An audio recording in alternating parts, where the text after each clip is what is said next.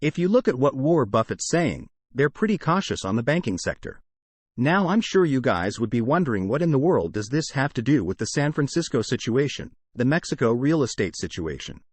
Well, just you wait because Buffett is actually a pretty good investor. He may be like, oh, he's slow. He doesn't make that much money, but he's so consistent making money. That's why he's like the richest investor out there. Right? You know, $1 billion and $1 billion of dollars. And he bought oil when it was super low. Now oil is at 2023 highs. That's pretty impressive. And now he's still saying that you better be very cautious of the baking industry. In fact, Buffett has not bought any baking stocks and even sold many of the banking stocks.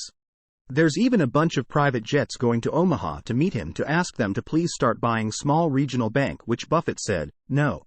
He didn't buy a single share of regional banks, and that's what's going on.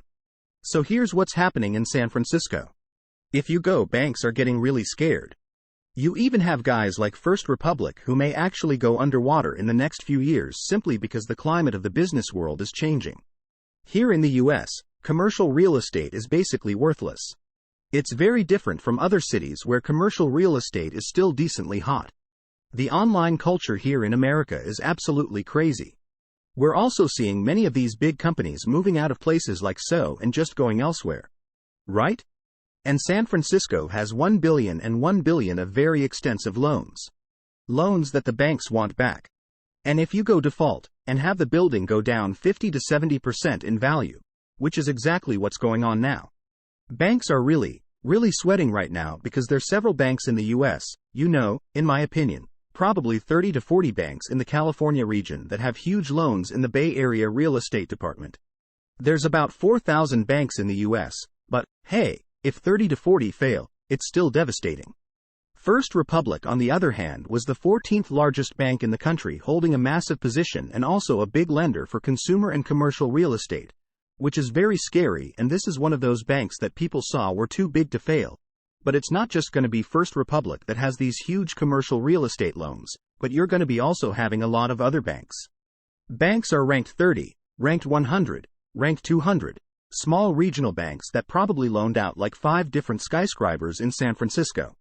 Many of these lenders are facing some of the biggest beatings. Some banks are just one-trick pony. They only do commercial real estate lending, and some banks only do residential.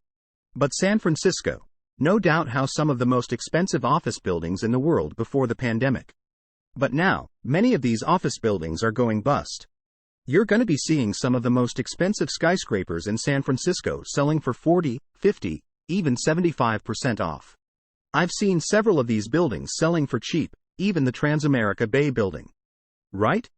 This is a high-end area, and the areas around the building, several of these skyscrapers are some with 50 to 75% off. Recently, Wells Fargo sold their building for a super cheap price. And they bought that building all the way back in, 2005, and they bought it for $108 million. Now they sold it for $40 million. You're telling me almost 2 decades of price appreciation and you still sold for a 60% loss. And that's exactly what's happening in the Bay Area. So people are really freaked out about it. Right? Many of these bankers and small regional banks are really scared by Studer because, you got malls, big towers, skyscrapers, massive expensive renovation fees, big construction projects that are going foreclosure. And it's happening in many of the US cities. But nothing is bad at San Francisco because San Francisco's vacancies are hitting near 40%, whereas Seattle 15, Manhattan's 10 to 12. You know, they're pretty bad, but not San Francisco bad. I mean, office vacancy, these are rising. We're also seeing these buildings where it's leased out, but there's no office workers. This is why 150,000 office workers no longer come back to San Francisco. And every single quarter, you always get almost double-digit percentage gains in terms of agency, and many of these buildings are pretty much worthless because the expenses are high. Real estate taxes are extremely high. And also, the building can't be leased out. Right? You're already seeing some of the fattest and biggest construction projects being canceled, like Hayes Point and One Oak. 2 massive skyscraper projects are being canceled in the Bay Area because everyone has noticed that why build an expensive skyscraper when you could just buy a foreclosed building for pennies on the dollar. This is happening. right? The real estate bubble burst from the streets of San Francisco is real. The city's new landmarks are struggling, the office buildings and shopping mall are losing tenants. You have the most iconic shopping mall in San Francisco, Westfield, shutting down. I couldn't imagine, right? Westfield shutting down. Nobody thought that would ever happen. But apparently, the vacancies were 50% despite it being a number 1 tier mall. This is a high-end mall, right? You got Bloomingdale. You got Nordstrom Rack, which have all closed. This place, which used to be very vibrant, fill the stores, is now vacant. Many of the hottest retail space underneath these buildings are empty. You're seeing a bunch of tents, homeless people everywhere in this area, and this is not a place where you want to raise a family and live in. San Francisco is truly and slowly becoming a massive dump. And if you look around, these real estate buildings that you see are basically worthless. And guess what happened to Mass of Westfield Mall? They just gave it back to the lender. If you look around, you see this massive building here, which is Park 55 Hotels. They defaulted on $700-ish $1 million loan. They said that the reason why they're not paying is 1, there's no tourist. Most of rooms are empty. And most importantly, the building isn't even worth half of the debt. So the debt was $700-ish $1 million. Right? That's their mortgage. They pretty much said that the building wasn't even worth $300 million. So they just straight gave it back to the bank, and the bank doesn't want this at all. Why the bank want this? The bank wants money, not like a worthless empty building, which has property tax and other expenses on it. And this is causing this massive decrease. And the trust of regional banks. Many people are very scared, and right now, there's still money outflowing from regional banks to bigger banks because the commercial real estate is very scary.